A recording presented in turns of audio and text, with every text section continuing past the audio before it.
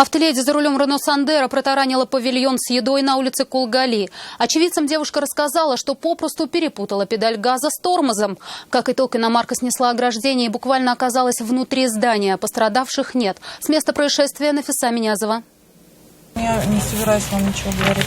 Женщина сама на камеру комментировать ничего не захотела. О произошедшем рассказал администратор заведения, который и стал очевидцем тарана. В соседней машине сидел. Сидел спокойно, размышлял о жизни.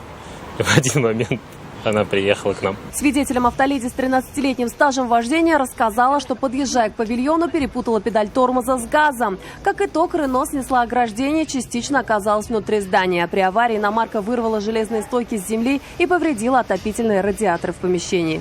В момент, когда иномарка протаранила павильон, в помещении находился всего один посетитель. Благо, он сидел далеко от места удара и, к счастью, не пострадал. Более того, продолжил дальше обедать. За несколько часов до аварии в павильон должен был приехать мастер и установить камеры видеонаблюдения, но девушка приехала раньше. Сейчас специалисты подсчитывают точную сумму ущерба. Кому предстоит его возместить, станет известно в ближайшее время. Нафиса Минязова, Наиль Абдуллин, вызов 112.